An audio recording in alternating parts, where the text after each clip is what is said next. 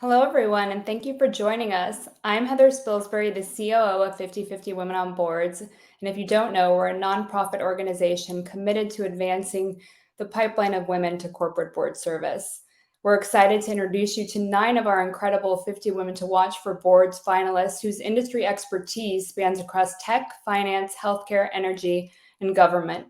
Throughout the month of August, we will highlight these incredible leaders and discuss how they attained their current nonprofit and private board positions, as well as ways in which we can continue to increase diversity on public company boards.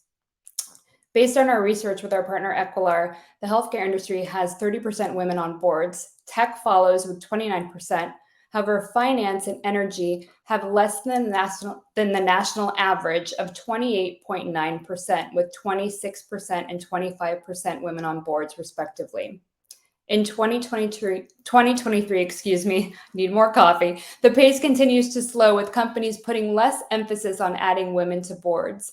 In today's conversation with our finalists, we're going to discuss how we continue to resolve the issue and ensure public companies continue to focus on diversifying their boards to improve the bottom line. With that said, let's start by meeting our first 2 guests whose primary industry expertise is in tech. Kimberly Williams is an accomplished CEO who serves as a chair and audit committee member of Absorb LMS software. She also sits on the board of Consumer Safety Technology as a board and audit committee member. Welcome, Kimberly. Yeah, Heather. Hi. And then our second guest is Barbara Shurtleff. Barbara is a highly accomplished public company CTO and is the president of the board of directors for Hero Kids Foundation. Welcome, Barbara. Thank you, Heather. Glad to be here. So glad to have both of you here today with us. And I know we've got a group of you, so it's great to see the 2 of you on this conversation. The first question I wanted to ask both of you, so feel free to chime in, is tech companies have been criticized for their lack of gender diversity on boards. In your experience, what are some of the specific obstacles preventing more women from obtaining board positions in the tech industry? So I can go ahead and start if you'd like. So what I've found in my experience is the barriers there are the comfort level that a lot of the men have in this industry, and if they don't know about tech, they naturally migrate towards other men. So it's just a natural tendency. They feel more comfortable. I would even argue they think it's even more educational, or they definitely have more input into it. Mm-hmm. So that's kind of what I've seen. Love to hear from Kimberly. As you said, only 29% of the boards in technology, 29% of those board members are women. I think one of the problems that tech has relative to other industries is just the overall lack of gender diversity in the industry. Only about 25% of the employees in tech are women, and only 9% of the CEOs. And so when we think about boards and the type of people that they like to attract to their boards, they like to have people who are CEOs or other people who are in line positions who know the industry well. And so the feeder of it is lacking compared to some industries like consumer packaged goods and retail.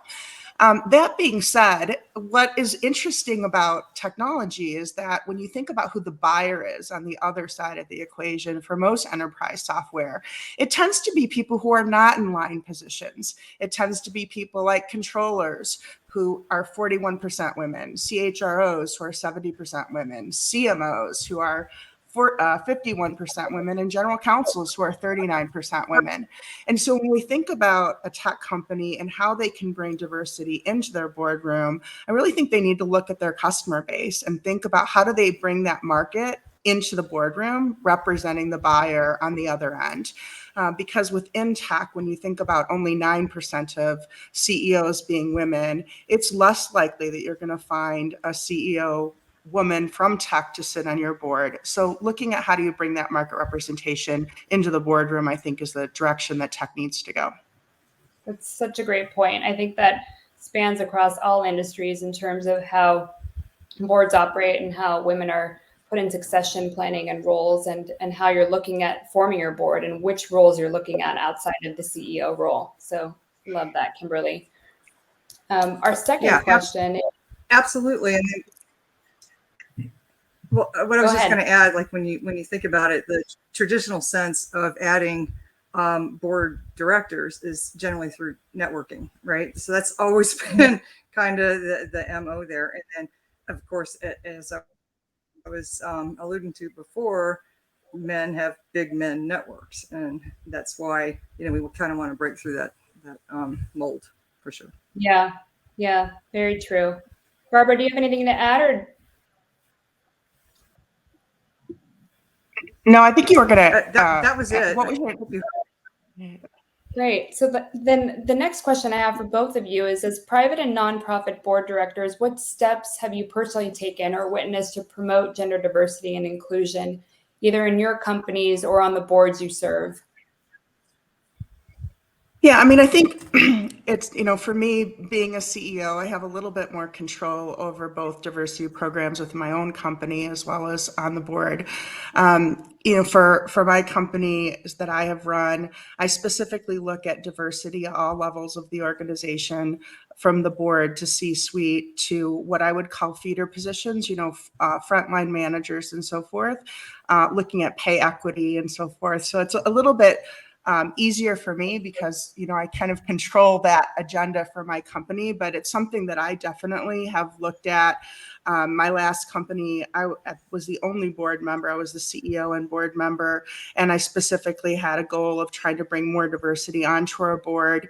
And I looked for the talent, every time I interacted with somebody. My thought, if they were a person of color, if they were LGBT plus, if they were a woman, I always tried to look through it that lens. Would they make a good board member? You never know. As Barbara said, a lot of it is networking, and you can be sitting next to somebody on an airplane and strike up a conversation, and it can be the next move for you in terms of, an opportunity on a board. So I think it is challenging for sure. Like I said, so many board members have been our CEOs of other companies, and we all know that there are not that many women CEOs. Mm-hmm. And so I think you have to go about it potentially in a different way in terms of getting that spot. So one of the ways for me that worked is voicing that interest to the private equity firm that owned our business and had invested in our business.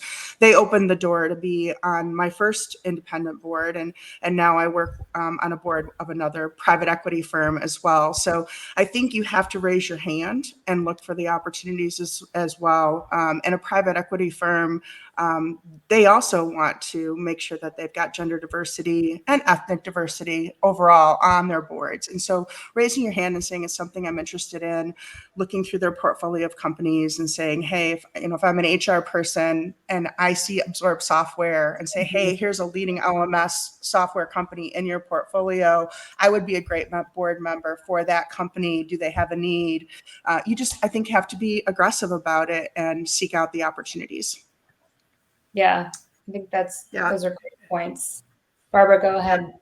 Absolutely. I was going to say too, in an operating role, I've instilled programs for diversity and also mentoring, right? So not forcing it, optional, but having those things available that people can join up, sign up, and then also as a benefit of it, having accelerator programs as an incentive to joining these programs, so you have that diversity, not only women, right, but all of our challenges that we have out there. So. Yeah, that's fantastic. No, I think those are great points, especially voicing the ask, and that's something that we teach women in our Get on Board sessions, is to make sure you understand what is your board ask and then putting it out there, because if you don't, you're not going to get it. But I also love you, Kimberly, as a chairperson and CEO. What we see in our When Women Lead data is that when women are in those roles, they tend to bring more diversity with them.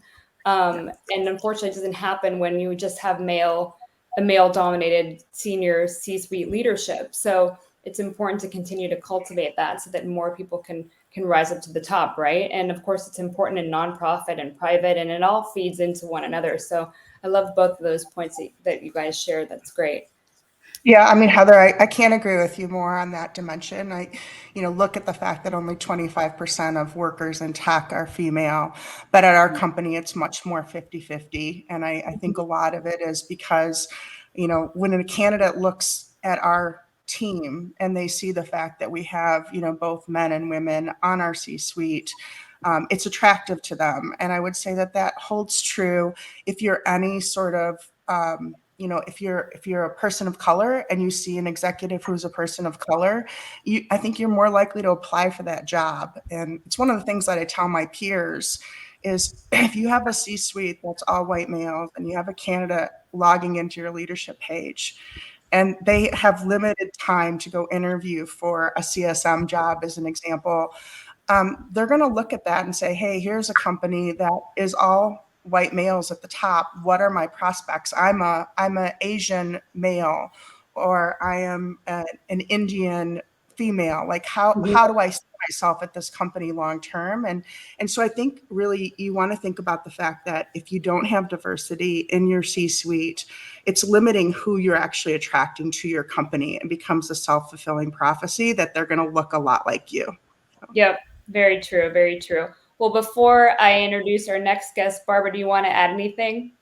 I was just going to say it's a perfect example of a force multiplier, right? So if you have a woman or anyone that's promoting the diversity and facilitating those things, it exponentially gets, spread out. And, that's one of our missions right now is to have those force multipliers in place. Yeah, exactly. Well, Kimberly and Barbara, thank you so much for joining us today. We appreciate those insights. It's incredible to see you both, and congratulations on being one of the 50 women to watch for boards. Thank you, Heather. Great. Now we're going to bring up, please help me welcome Maureen Tarantello and Amy Shore. Maureen is a highly accomplished CEO and certified coach that led global strategy and mergers and acquisitions for companies such as Willis Towers Watson and Aon. She serves on the Cornell Alumni Association board. Welcome, Maureen. Thank you, Heather. Nice to see you. And then Amy Shore is a C-suite executive currently serving as Nationwide's first chief customer officer. She's also a government appointed trustee for Bowling Green State University and serves on the Columbus Symphony Orchestra board. Welcome, Amy. Thanks, Heather. Thanks for being here. So one of the questions I have for both of you, because I know that some of your industry experience lies in finance, is in your view, how can finance institutions better recognize and leverage the unique perspectives and skills that women bring to boardrooms? I'm happy to jump in there and start and then defer to Amy. But first thing I'd say is include them, include women. Ensure that women are in the room when the decisions are being made. Ensure that they're getting a fair shot at promotions through diverse candidate slates and diverse interview panels. Organizations also can really audit promotions to be sure that women are promoted at equal rates as men. Another idea is, right, rotate women through the company. Don't park them in a support function, but give them ample opportunity to rotate around. Another point would be really encouraging women to take profit and loss and operational roles, those kind of roles, because those are best positioning someone for board service. That is a lot of what a board is looking for. So Amy, that's a starting point, and I'll let you pile on. Well, hi, Maureen, and thank you. I would say when it comes to diversity in the boardroom, it's really about intentionality and being intentional in searching for board candidates in outside of the spaces that you might typically have gone to, which is a referral from your existing board members who perhaps might be more likely to refer people who have their same background and experiences. So it's about intentionality in the board candidate pool, and when you're seeking out those specific skills, again, looking for people who might have gained them in a different way. We're very fortunate at my company at Nationwide Insurance that we have female directors that have a wide variety of backgrounds who bring some unique perspectives to the room. The other thing I think that's really important is once we get diversity in the room, whether it's the boardroom or the C-suite or any room, there has to be some inclusion. We have to be open to hearing the new voice and encouraging the new voice to speak up and add value and present a different perspective and ask questions in a little bit of a different way. And so that I think it's intentionality and then in the inclusion. Agreed. That kind of bleeds into the next question we have a couple minutes for, but how can finance companies create leadership development programs that focus on empowering and advancing talent in the board roles? Because I think that's key too, right? And oftentimes in financial institutions, you can't serve on a board until after you've left the company, but at least they can set you up for success. So that's one of the questions I have for you too. Well, I'll tackle this one first and then pass it off to Maureen, if that's okay. I think that companies really focus on developing talent for the success of the company. And that's what we've done here.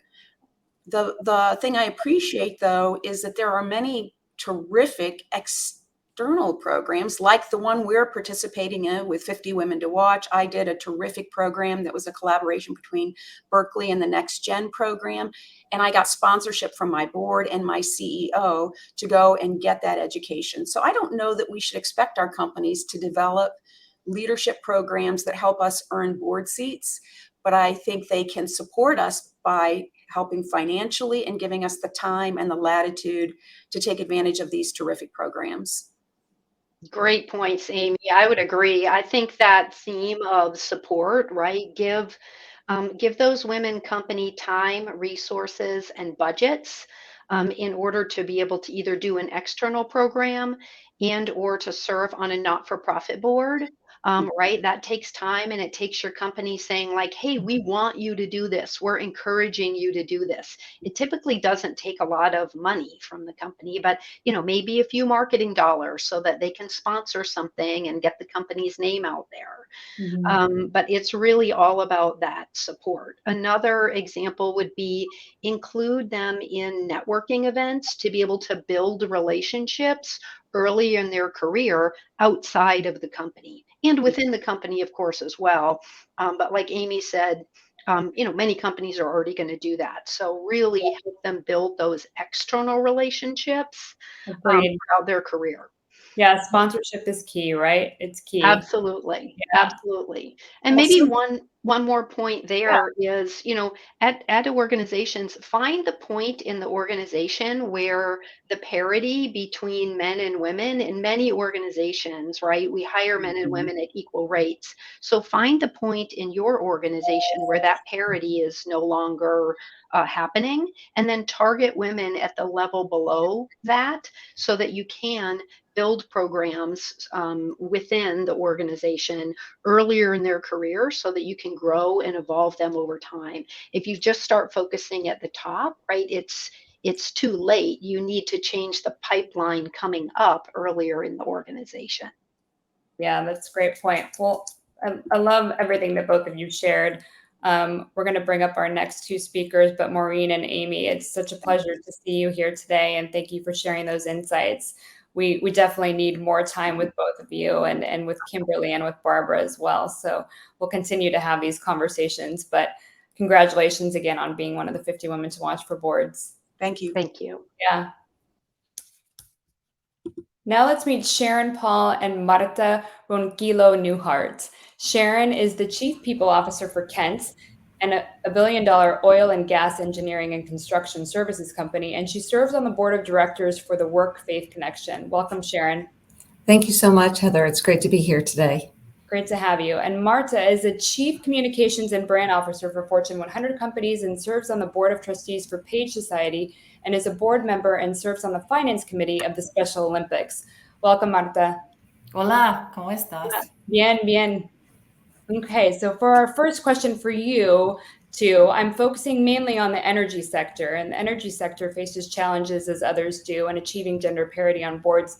Can you share examples of successful diversity initiatives in energy companies that have yielded positive results? I think there's a couple of things to consider. So if you look at the top utilities in the US, 8 of them have female CEOs. That's really important because what you have to consider, and it was mentioned earlier, is the makeup of your board reflective of your customer base? Because that's going to help you to be more competitive. That's going to help you to think about what's really important in your industry. And what we're seeing is a lot of investors are asking those questions. Do we have the right mix? And as we all know, boards have really evolved. They're built differently today. They're built in a way that's really shows what's important, not only to the company and to the industry, but there's still a lot of progress to be made. There's still a lot of opportunities to be had here. And so I think there has been progress. There's a lot more to make. And if we continue to push and say, is this reflective of our customer base? Because think about it, utilities serve the public. That's going to really push and has been pushing a lot in the last 5 to 6 years. Yeah, great points. Those are great. Sharon, did you want to add to that? Sure. Yeah, I would totally echo that, Marta. I would also say that the oil and gas industry, while it is global, there's very deep pockets, and those groups and the population that support oil and gas, the pipeline of talent for those positions, is very well networked. And to the point that was made earlier in the call, it's a pipeline problem as far as how do we get more women in the industry. And from that, then we can see progress being made that, over time, they'll continue to progress into higher levels of leadership up to and including board roles. So what I've seen as a really great way to do this is starting with the board and the CEO and educating them. And really, I hear comments made frequently, like, it's just good business to have women on boards. It's just good business. Well, it is good business, but what makes it good? It's because somebody needs to really understand, those that are in the positions of hiring and appointing women in leadership.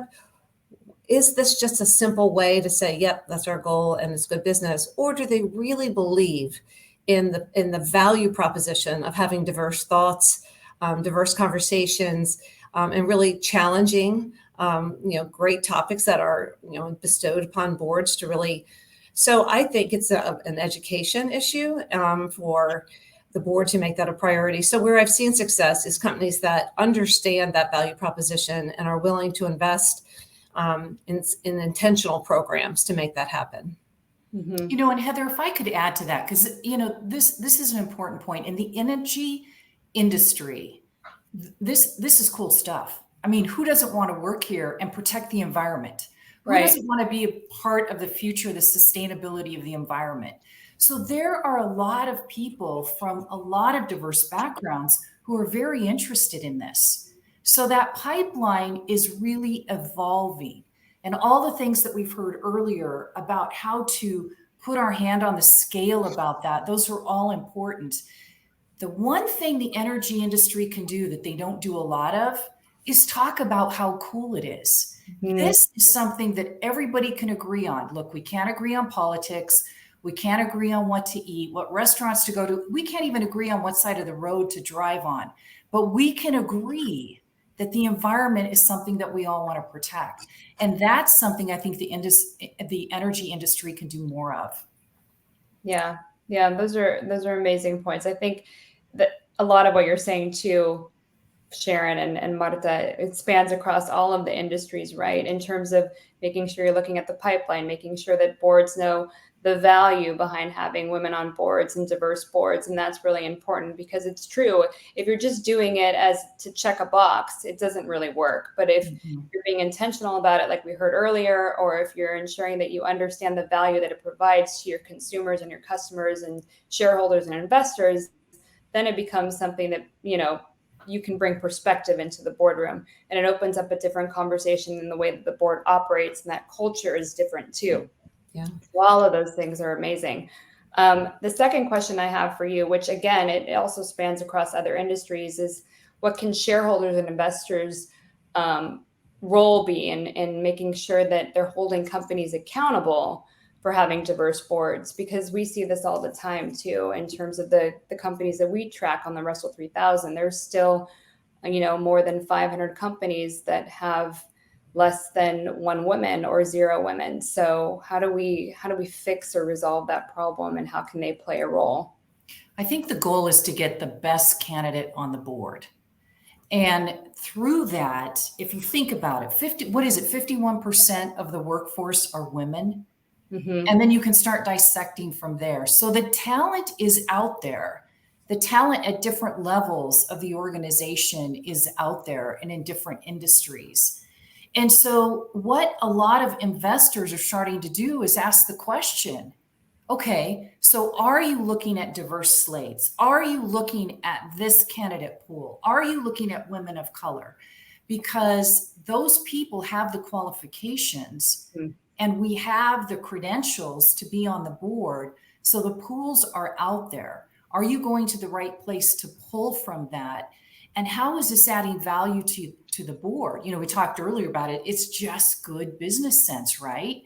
It just makes good business sense. It makes us more competitive. So if you are looking for the best person, the best credentials, the best everything to add to your board, you're going to find it in these diverse groups. And therefore, it's going to make your company more competitive. And that's what makes it a good business decision. I love this question. So sorry, Marta. I love this question because I do think it is a paradigm change. And investors get to vote with where they choose to invest their money, right? So like anything else, you can buy products that you believe in the organization or the philosophies of not just the price or the value proposition of the product, but you're buying and paying money into a service, or you're funding an organization. And all shareholders are no different. They get to vote with their pocketbooks. So they can decide to support organizations that really believe in making a difference. And on this call, we're talking specifically about women on boards, but whether that be any other kind of diversity, or whether that be, ESG or whatever the topic might be, investors get to vote with where they choose to invest. So that's foremost. And second, especially for publicly traded companies, there are annual meetings. Like shareholders get to talk, they get to ask questions, they get to vote on certain matters. So I'd say if you're going to invest in a company, it's particularly significant investment, that you should be very active in following what companies are doing on their agendas and what they deem as a priority, and hold them accountable with your vote. So that's second. And then third and finally, I would say, challenge the recruitment process for board positions. The whole premise behind independence and hiring independent board directors is so that the shareholders have some protection, that the company's best interest is around, creative shareholder value. And if board members are hiring their friends and their colleagues that they've worked with on 3 other boards, I don't know if we're really getting independence. So I think to really challenge the recruitment process, and where I've seen it done best is, literally take it out to a third party, whether that be a recruiting firm, but ask for a more diverse slate of candidates, and at least look to focus on the process of how we bring in new board members, not necessarily a quota system. No woman that I know wants to be the token female on a board, but what they do want to know is they're valued for their expertise and contribution and the diverse points of view that they can bring. And I think if we change the recruiting process, and where I've seen it done well, is to say, we want to see a diverse lineup of candidates. And yes, we agree the best person should get the job, but that should be, I think, sent out to a third party recruiting firm where they can really bring you the best qualified candidates, not just who you know. Mm-hmm. Exactly. That's great. Those are perfect points. Well, Sharon and Marta, thank you so much for joining us today, and we appreciate those insights. It's great to see both of you, and congratulations on being one of the 50 women to watch for boards, and we appreciate those insights. Thanks, Thank Heather. you. Thanks, Sharon. Bye-bye. And now let's welcome Rita Johnson-Green. Rita is an accomplished international healthcare executive with over 20 years of professional progressive experience, and she serves as an executive board member of Public Health Management Corporation, a nonprofit that serves 350,000 clients annually. Welcome, Rita. Thank you. Thank you very much. Glad to be here. Glad to have you. Laura Zem is an accomplished C-suite leader, where she formerly served as CEO at Aspire Health Plan and CFO at Montage Health. She's also served on the board of County Hospital, Montage Health, and Monterey Peninsula Surgery Center. Welcome, Laura. Thank you, Heather. Glad to be here. Glad to have both of you. The question I have for the two of you is, healthcare seems to have made strides in gender diversity on boards. What are some of the key lessons you think have been learned for the healthcare sector that can be applied to other industries? Well, I'll begin and then turn it over to Rita. I think we've heard a lot of it with some of the women we've heard from today, right?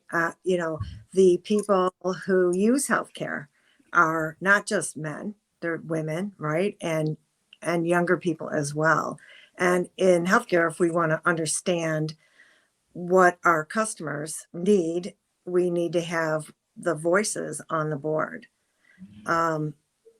And I will also add that there's a real competition for talent out there.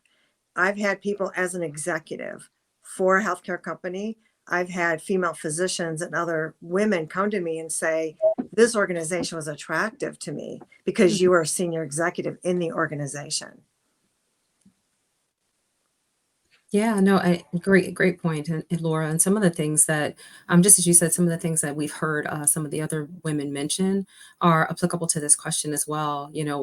One of the things that I've seen done extremely well within the healthcare sector is that every woman that's been hired into a leadership position works extremely hard to bring in additional female leaders into that organization. And I think someone mentioned that earlier about, just women creating those diverse environments. And so the more women are there, you can expect the numbers to grow exponentially when we're in leadership positions.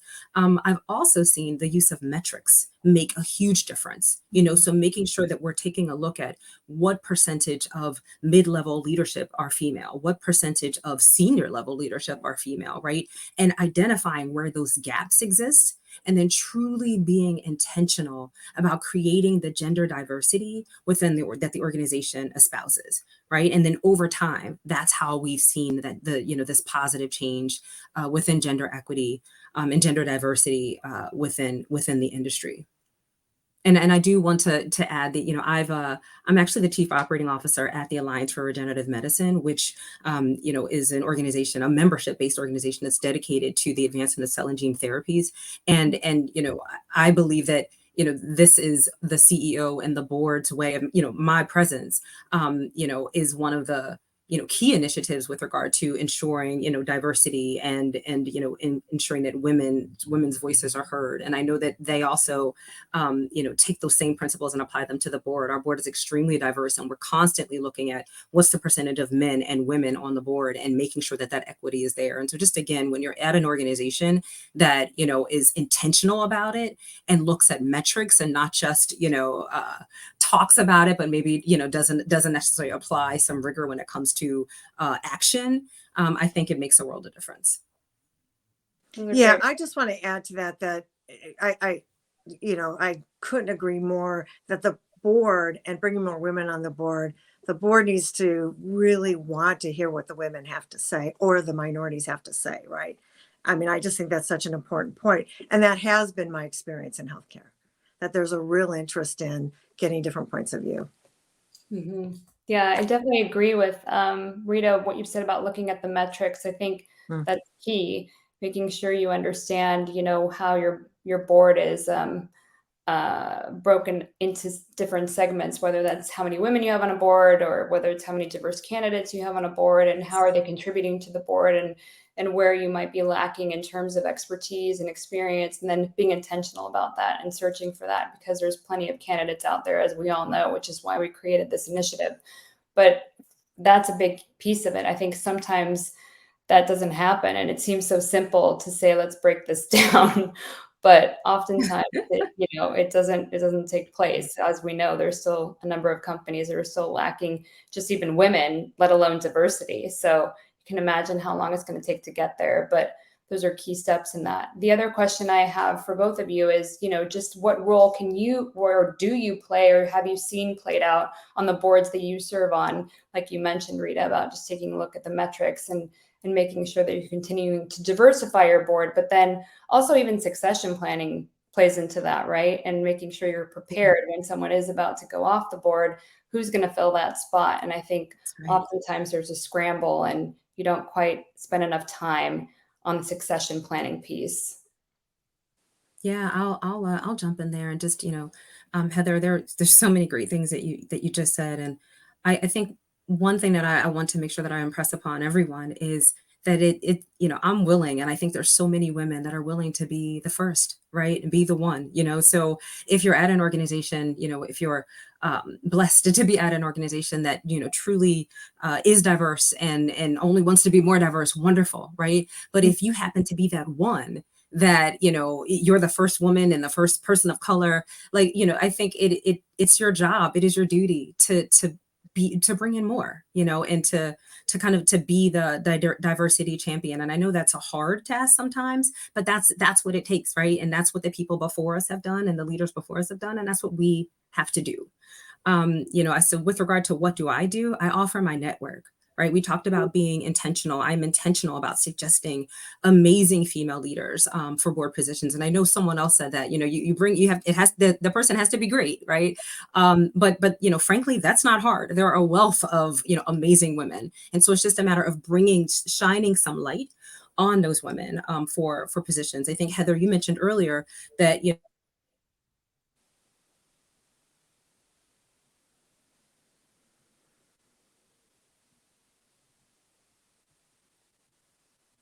I think Rita may have froze on my end. Laura, do you have anything to add?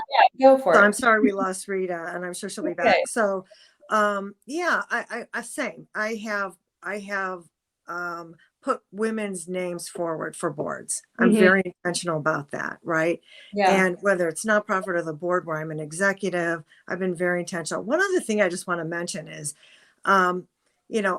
I have also participated on, led as the executive and investment committee where we've actually brought forward funds that were focused on companies that were owned by women and minorities. And so we actually put our money where, sort of put our money in it that way as well.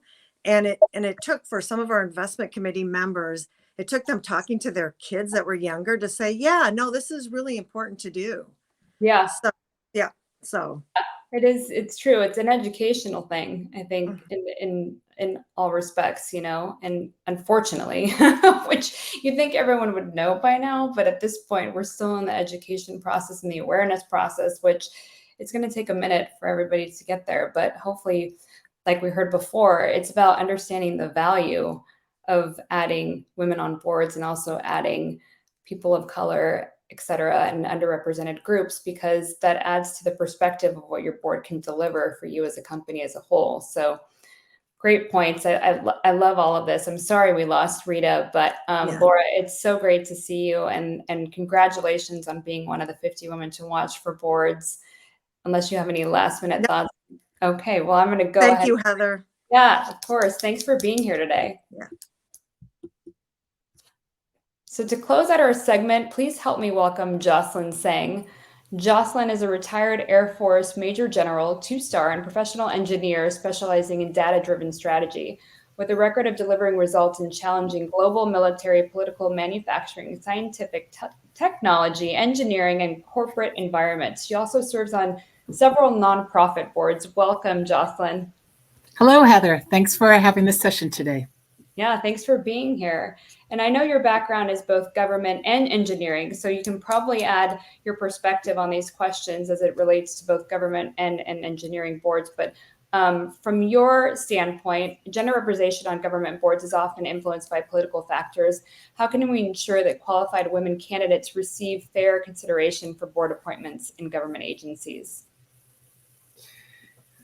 Well, it turns out in the government, no surprise, there's a regulation that govern the boards that are used to help us give us the best advice to run our government agencies. I love that. Regulation is called Federal Advisory Committee Act, and it actually dates back to 1972. So the military has really paved the way, been doing a long time. And this covers all government agencies. That act was largely to emphasize public involvement through open meetings and reporting, because this is all with in service of the public. But a big part of that is the membership, as we're discussing, to be fairly balanced in terms of point of view, represented by the functions to be performed.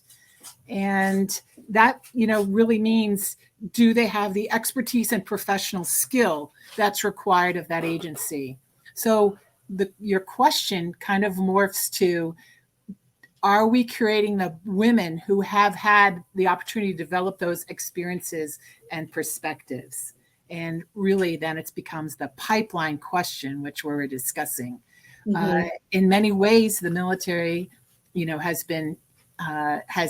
excels in equity since forever, especially since we've opened all career fields to women. And the way we try to help with that pipeline then is with mentoring and a big focus on retention and everything that we can, so that they continue to go on and give us the best perspectives. Yeah, that's great. It's almost like having a mandate, or let's say, a quota, which I know that we tend to veer away from in the US, but it works in other parts of the world. And I think it's important to make sure that there is some type of regulation, because that feeds into how then you're bringing up people into the pipeline and again, onto boards. So I love those points that you made. The second question I have for you is, government boards often deal with a wide range of societal issues. How can greater gender diversity on these boards contribute to more inclusive policies and decision making? Or even from your engineering background,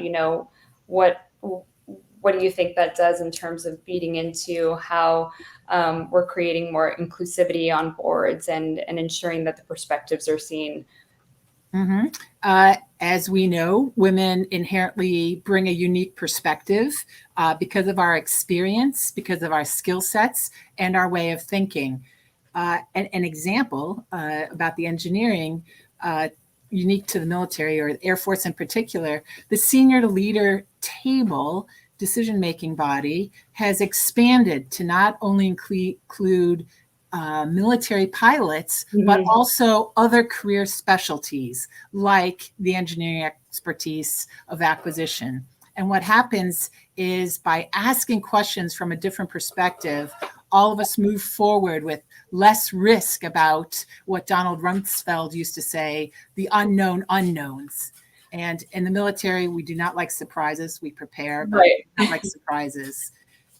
So the inclusive policies are particularly important for the military, Department of Defense, because all our members are always on 24-hour call. And mm-hmm. so we have a unique culture and a feeling of one big family. And there are just a lot of considerations besides, the day-to-day mission accomplishment that's important. And so, it's important to have all the perspectives, to consider all the different critical dimensions.